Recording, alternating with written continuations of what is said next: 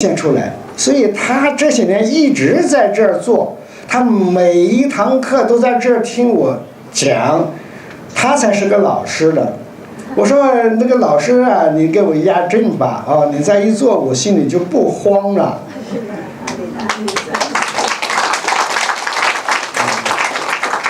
不慌呢，我们就放开一点，谈一些事啊。这对于传统文化国学，每个人都可以自己去钻研，都有自己的看法的。你的经历不同，你的基础不同，你的结构不同，你在这一个学习的一些个别的资料不同，就自然你有不同的理解。那么现代大学生们、文科学生们说的是，有1000个人就有1000个哈姆雷特。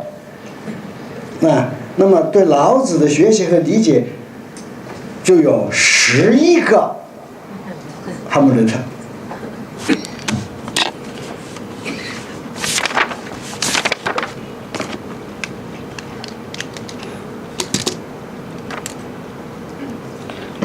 我们中华民族呢，经历过5000多年漫长的历史过程。我们这个伟大民族啊，都在多难的。他饱经了人间那个沧桑，多次经受过那种危亡的考验，但是这个民族啊，就像那个熬霜斗雪的劲松，不管怎么样，他到现在还是卓然屹立。而且现在发展的很好，美国呢是嫉妒你、怕你、恨你，想搞你，是不是？俄罗斯呢也是利用你，也想跟你压抑。其他的那小国家现在都想到中国还捞一把。南沙这最近很热闹，这个钓鱼岛那里也很有热度。连韩国都来搞一个小小的礁。这2个问题，我的猜想是说，这个时候我们还不捞一把，那将来我们就捞不到了。他们认为这个好机会到了，但这个对我们也是一个机遇，处理得好，我们这个强大，是吧？我们这个泱泱大国的风度都出来了。把这次事情处理好之后，我想中国以后啊就会顺利得多。但是这个东西靠什么去做呢？要靠智慧。可智慧从哪里来呢？智慧呀，就好像西方所说的大力神，他的本事从母亲那里来。他不离开大地，他就力量无穷；一旦离开大地，那就手无缚鸡之力。那我们智慧就要从我们的母乳中来，要从我们的古老民族的传统文化中来。西方的文化只可能使我们衰败。我们想一下吧，古老的文化，古希腊一个。这个非洲、亚洲那个两河流域一个，印度一个，中国一个，这4个里边现在硕果独存的，就是我们中国的了。这个国家国度一直能够这样维持下来不变的呢，也就只有我们中国了。这样的是说，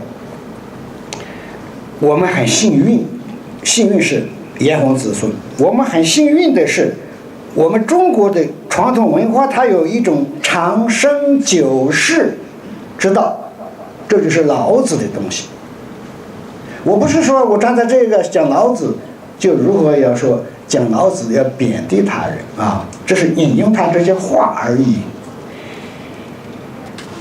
按照老子的说法，我们还有一个深根固底的灵魂，那我们的灵魂就是我们可以引以自豪、骄傲，但是永远要不离不弃的精神家园，就是伟大的中华文化、传统文化。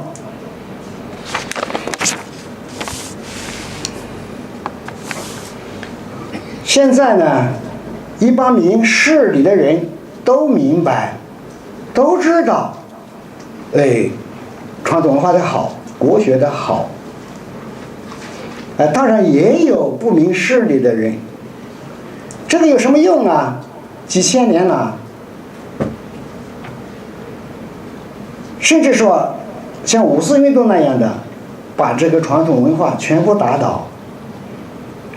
我们有个时候做工作不好说这个道理，其实一个很简单的道理，我们可以看日本第二次世界大战的末期丢了2个原子弹在那里，那个造成的恶果，那是原子弹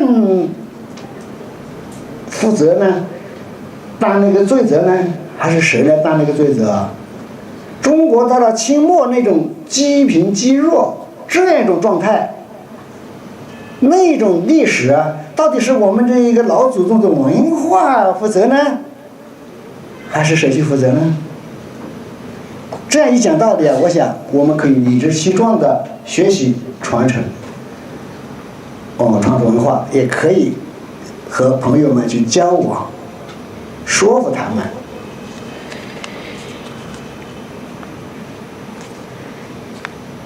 我在这里也声明的是，中国的传统文化它从来就是一种创新文化，不是一个陈旧的、腐朽的、一成不变的。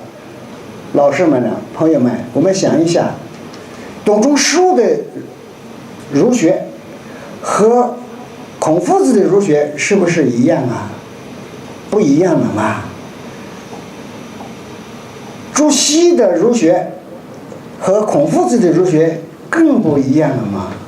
那情况时代在发展，人们为了那个需要，他就寻找中国传统文化的核心价值，然后再加以认识，联系他当时的现实，他就去阐述，就发扬。所以我们的传统文化也是一个不断革新的，要站在今天的角度重新的去看待。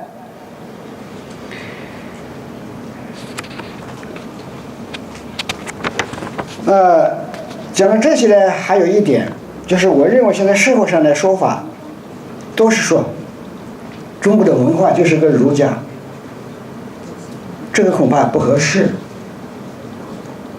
中国的文化大家在口头上承认是儒释道3家，现在呢我们有点偏颇，连道家一般都不太提，提那个儒家